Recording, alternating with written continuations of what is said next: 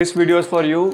अगर आपको ऑनलाइन पैसे कमाने हैं, सिर्फ स्कैम्स छोड़ के, सारे फालतू ऐप्स छोड़ के, अगर रियल बिजनेस के थ्रू रियल सर्विसेज प्रोवाइड करके आपको क्लाइंट्स एक्वायर करके आपको पैसे कमाने हैं, तो ये वीडियो सिर्फ पूरी आपके लिए है। इसमें मैंने पूरा अपना शेयर करा है कि कॉलेज के फर्स्ट ईयर में मैंने कैसे क्लाइंट क्लोज करके ₹95,000 कनाडा का क्लाइंट था, $1,500 कैसे कमाए 2 दिन के अंदर। सिर्फ 2 दिन के अंदर मैंने वो क्लाइंट कैसे क्लोज़ करा, इस वीडियो में बताऊंगा। वीडियो में क्लिक करके आए हैं तो ये दिमाग से पूरा निकाल दो कि मैं कोई ऐप के बारे में बता रहा हूँ या फिर कोई फेक, कोई स्कैम, या फिर फ्रीलांसिंग करके जो आजकल बहुत हाइप में चल रहा है। मैं फ्रीलांसिंग करता नहीं, मैं फ्रीलांसर हायर करता हूँ, मेरा ये काम है। तो अगर आपको लिटरली इंटरेस्ट है बिज़नेस बनाने में, ना कि फ्रीलांसिंग से सर्विस प्रोवाइड करने में, अगर आपको खुद बैठ के बिज़नेस बनाना है, अपनी एजेंसी कंपनी बनानी है, तो ये वीडियो पूरी देखो।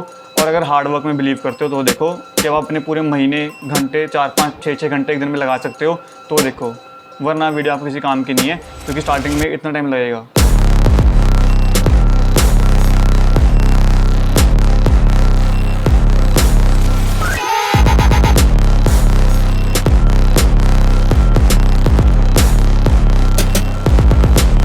फॉर योर इन्फॉर्मेशन मैं इतना बता दूं कि अगर कोई मेरे को देख के बिज़नेस स्टार्ट करता है और आके मेरे पे ब्लेम लगाता है कि हमने आपको बिल्कुल सेम कॉपी करा और हुआ नहीं बाद में, तो इसमें मेरी गलती कोई नहीं होगी।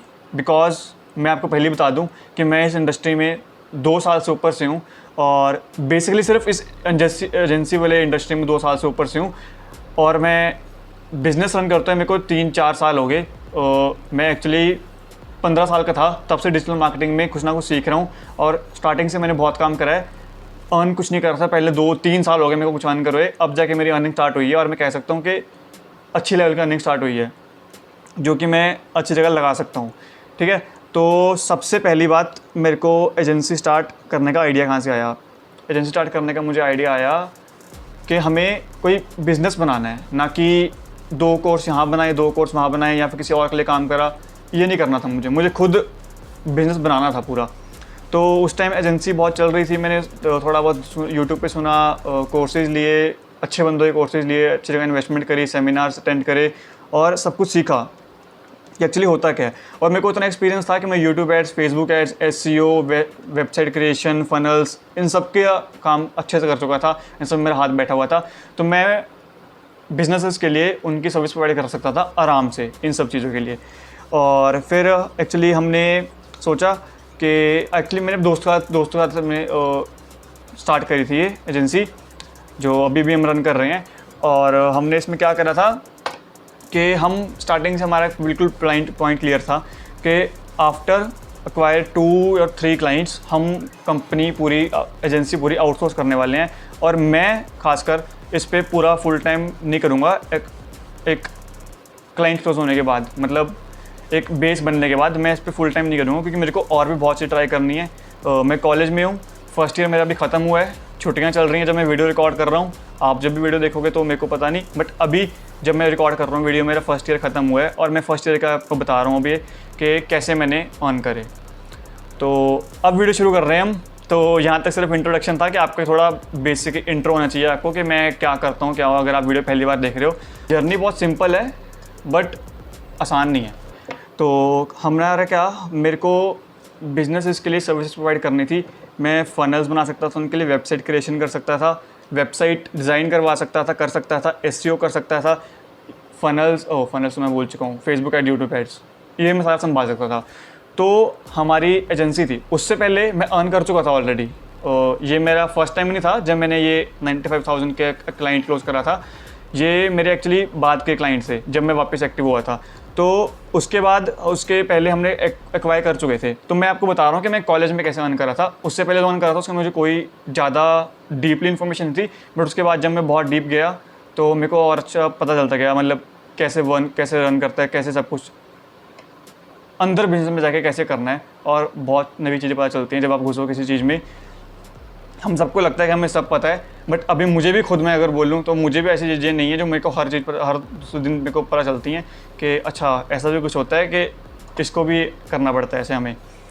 तो प्रोसेस सबसे पहले क्या था कि हमने हाईली क्वालिफाइड, मतलब लिटरली बहुत मेहनत के बाद 10 या 11 10-12 निकाले हमने, 10-12 लीड्स निकाली। और वो सारी लीड्स थी उस टाइम में ई कॉमर्स टारगेट करता था।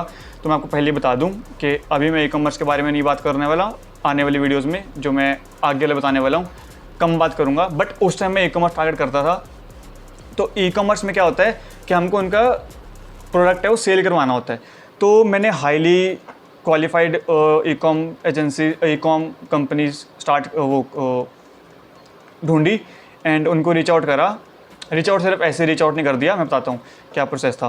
तो उनको मैंने ढूंढा, हाईली मुश्किल से 10 या 11 मैक्स टू मैक्स 12 होंगी अगर मैं चेक भी करना जाऊँ अपने पास रिकॉर्ड में। तो 12 के आसपास मैंने ढूंढी एंड उन सब के लिए पर्सनलाइज ईमेल लिख के भेजी, जो मैंने फर्स्ट वीडियो में आपको बताया था। मैं आई बटन में लिंक दे दूंगा। उसके बाद से मुझे पता चल गया कि सबको पर्सनलाइज पर्सनलाइज ईमेल के थ्रू भेजने हैं, जो भी भेजनी है। और वो ईमेल मैंने खुद ने लिखी, मैं पहले क्लियर कर दूं, वो मैंने खुद ईमेल नहीं लिखी, वो मैंने आउटसोर्स करा था वो काम भी, क्योंकि मैं इतनी अच्छी मेरी कॉपी राइटिंग खुद भी है नहीं।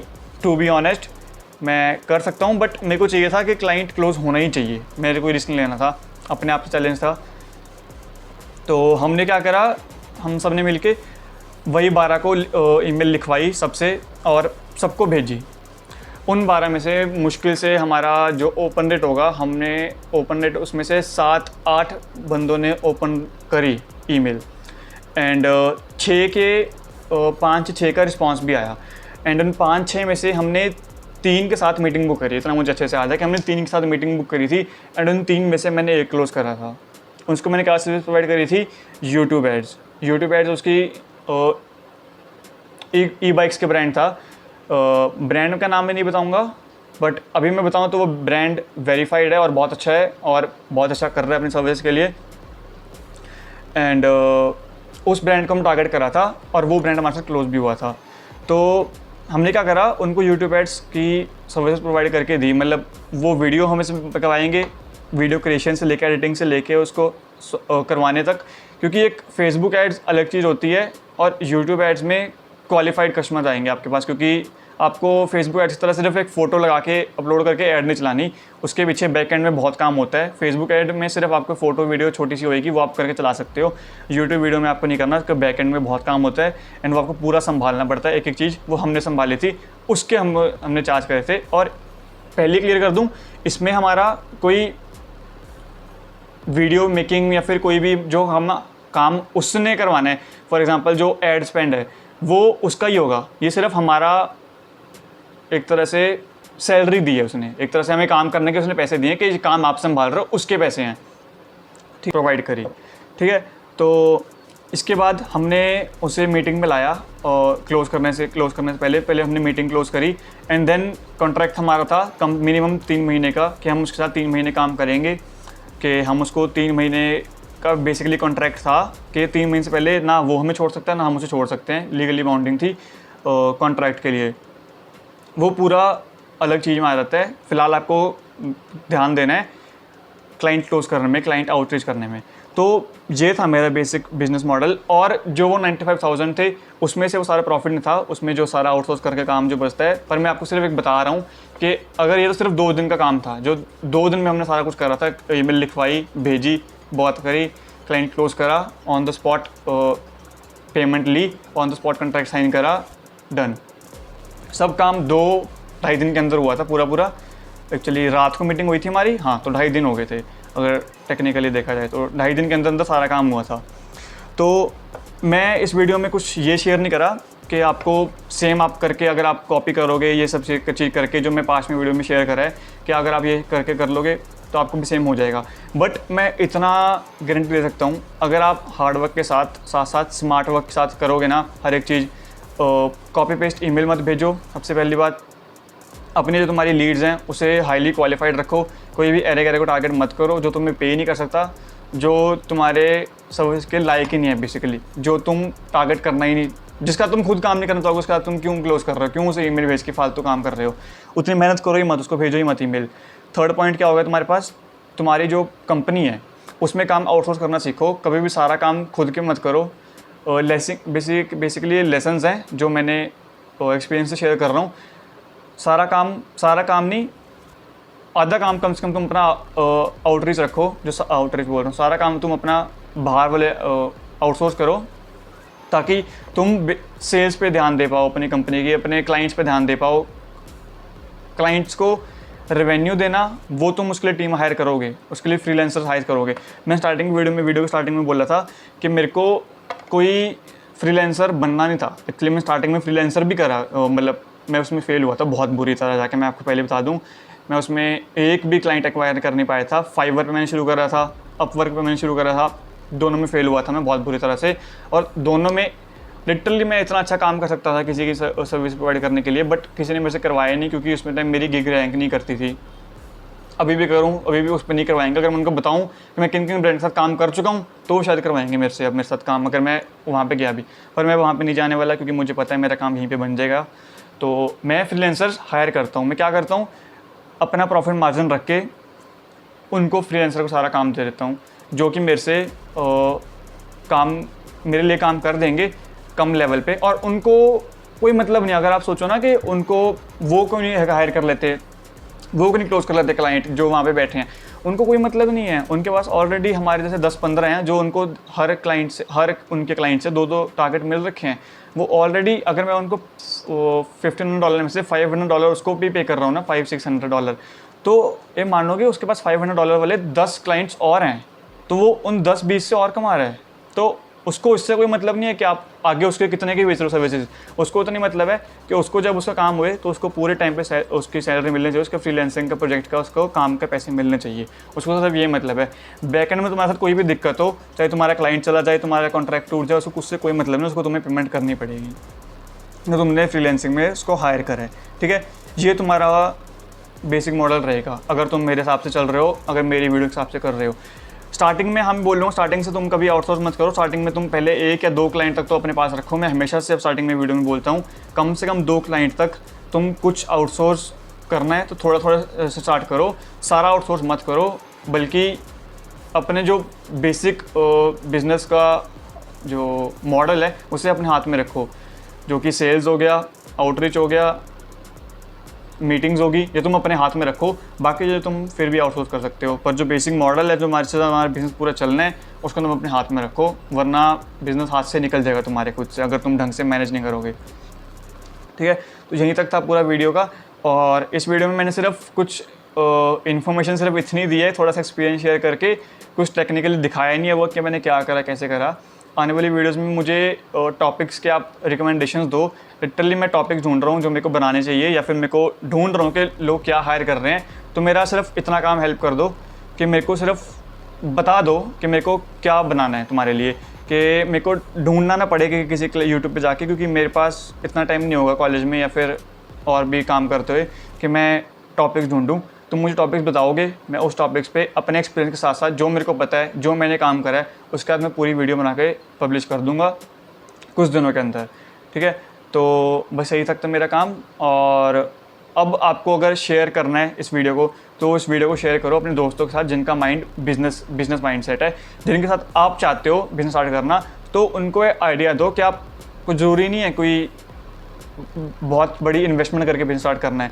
आप छोटा बिजनेस स्टार्ट कर सकते हो, एजेंसी स्टार्ट कर सकते हो, कोई सर्विस प्रोवाइड करके। ज़रूरी नहीं आपको बिज़नेस खुद ही खोलना है, आप बिज़नेस को हेल्प करके अपना बिज़नेस बना लो।